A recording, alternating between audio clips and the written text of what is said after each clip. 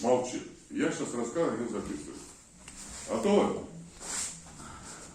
для запуска электрической схемы тепловоза 2 М62 необходимо включить рубильник аккумуляторной батареи. Включаем автоматы. А7 топливный насос, А17 топливный насос, автомат А16. Включаем автомат А20, мультициклонный фильм. 367-ю блокировку выключаем. Реверсивную рукоятку контроллера машиниста в одно из рабочих положений. Контроллер ставим на нулевую позицию. Замкнут 4-й контакт. И нажимаем и удерживаем кнопку «Пуск дизеля». При включении автомата А7 подготавливается на электродвигатель топливоподкачивающего насоса. При включении автомата А20 замыкается первый контакт, подготавливает цепь на электродвигатель мультициклона. Второй контакт размыкается, гаснет лампочка, мультициклонный фильм. При включении автомата А16 одного получает питание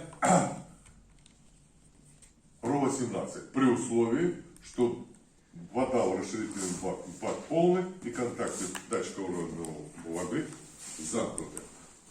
РО-18 работала, замыкается первый контакт, подготавливает цепь на КВ.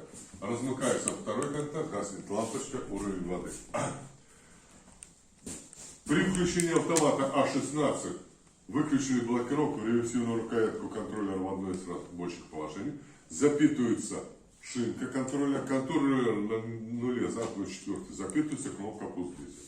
А также от клемма 12.1 получает питание МР4. Обороты дизеля или количество вала дизеля будут 350.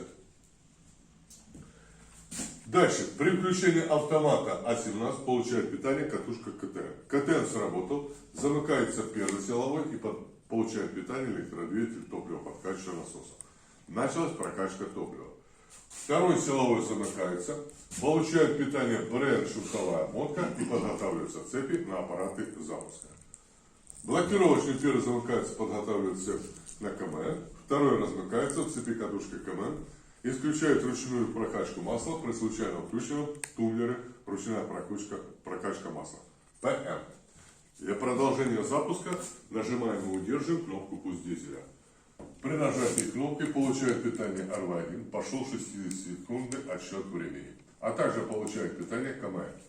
КМН сработал, замыкается силовой контакт и получает питание электродвигатель маслопрокачивающего насоса. Началась прокачка масла. Блокировочный КМН размыкается, вступит до состояния. Исключает проворот на сухую. Идет прокачка масла. При повышении давления 0,25-0,3 замыкается РДМ-3.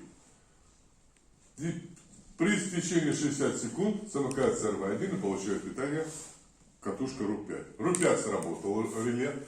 Первый контакт размыкается и обестачивает катушку КМ. КМ отключился, своим силом отключает электродвигатель, прокачка масла закончила. Блокировочный замкнулся, подготовил цепь на D1. Второй РУ-5 замыкается и получает питание D1. Контактор D1 сработал, замыкается его силовой контакт и подключает пусковую обмотку генератора к плюсу обеих батарей. Вот плюс. Второй. Блокировочный первый размыкается и обестачивает БРН-шунтовую обмотку, чтобы не сгорели. D1 замыкается, получает питание АТ временным путем. D1 размыкается в цепи тяги. И D1 замыкается, получает питание катушка D3. Контактор D3 сработал. Замыкаются его силовые контакты на обеих секциях и подключает плюсы обеих батарей. Батареи стали на параллельную работу. Емкость 2 раза, напряжение тоже 64 вольта. Дальше. Блокировочный D3 замыкается и получает питание катушка D2.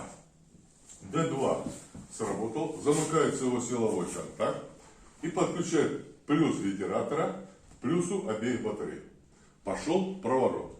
И D2 еще один замыкается блокировочно, шунтирует РО-11, второй размыкается в цепи тяги.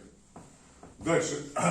Идет проворот, в работу вступает главный масляный насос, водяные насосы, и при повышении давления масла 0,5 и повышении давления воды 0,5 замыкаются контакты РДМ-1 и РДВ, реле давления масла и воды. И получают питание РУ-11, РУ-17. РУ-17 сработала, замыкается первый контакт и получает питание ВТР. Отключилась половина насоса. 3 с одной, 3 с другой, со стороны шахты холодильника.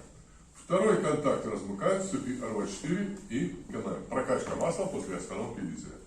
И третий замыкается, получает питание РУ-15. РУ-15 работала, первый замкнулся, шунтирует РУ-17 или становит катушку на самопитание. И два РУ-15 замыкаются в цепи РВ4 и в цепи КНМ. Прокачка масла после остановки дизеля.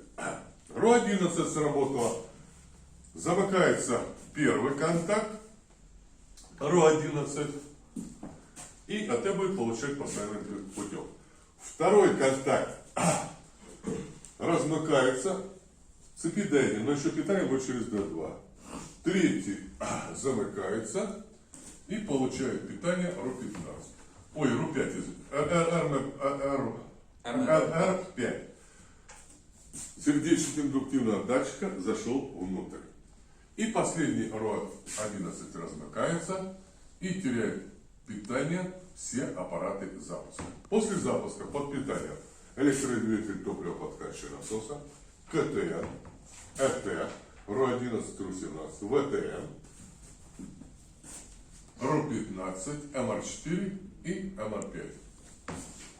Ясно? Все.